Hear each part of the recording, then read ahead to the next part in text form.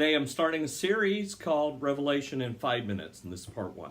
Today I want to start with a poem by Gerald Manley Hopkins. It's called The Pied Beauty. Glory be to God for dappled things, for skies of couple color as a brinded cow, for rose moles and all stipple upon trout that swim. Fresh cold chestnut, falls, finches, wings, landscape plotted in piers, fold and fallow and plow, all trades their gear and tackle trim, all things counter, original, spare, and strange. Whatever is fickle, freckled, who knows, with swift, slow, sweet, sour, a dazzle dim. He fathers forth whose beauty is past change. Praise him. Now let me tell you why I read that poem. I want to tell you 3 things that are keeping you from understanding the book of Revelation. The first is understanding that John, the writer, the human author, was not only a mystic, but a poet. And poets love painting in dazzling colors, both bright and dark and dim. He paints with splashes of hue and uses imagery, and that is what stops a lot of people from understanding the book of Revelation. He uses lots and lots of details, like Gerald Manley Hopkins. Gerald Manley Hopkins used lots and lots of details. And if you love those things, if you love words and play on words and colors and precise terms, you'll love those kinds of things. But if you don't, it's very easy to miss the meaning. In the book of Revelation, a lot of people lose the forest for the trees because they get hung up in all the details. And so I would suggest to you that if you're getting lost in the details, focus on the main picture. Second thing that keeps a lot of people from understanding the book of Revelation is that they don't understand that it's written in metaphor. It's written in symbolic language. Now, we use metaphors and we use symbols all the time, but ours belong to us. And John is writing using symbols, metaphors from another time and place. Now, this idea comes from N.T. Wright in his book, The Day the Revolution Began. Great book, you need to read it.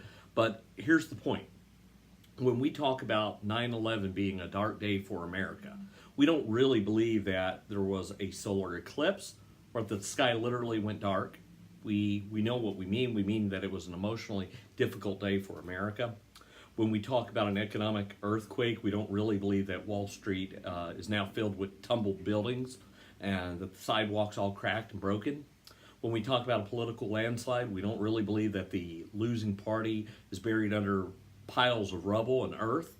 Again, we understand our metaphors. We understand our imagery. But John is writing with metaphors and imagery from another time and place. If you don't understand that, you're not going to understand what he means. And so I'd recommend another couple of books. Bruce Metzger's Breaking the Code. Great book on the book of Revelation. And anything Richard Bauckham, a New Testament scholar from England, anything he writes, he's going to help you clarify the historical background. I'm also going to do that in my future videos. Now, the last thing, and the thing that keeps people from understanding the book of Revelation is that they've read goofballs like Tim LaHaye and Jerry Jenkins and Hal Lindsey. Don't listen to those goobers. They think that the book of Revelation was written to tell you about Apache helicopters and which U.S. president's going to be the Antichrist. That is not at all what the book of Revelation is about. You need to understand that it does have meaning for 21st century Christians, but it first had meaning for first century Christians. And you can't understand what it means for us today until you first understand what it meant for them. And if it was about Apache helicopters and U.S. presidents and computer marks on your hand, it would have made no sense to them. They wouldn't have understood it, they wouldn't have valued it, they wouldn't have understood it as the Word of God, and they wouldn't have passed it on to us. So if you want to know what the book of Revelation means for 21st century people, and it does have a lot to say to us, you have to first know what it meant to first century people and to the first audience. Over the next several weeks, I'm going to help unpack some of that.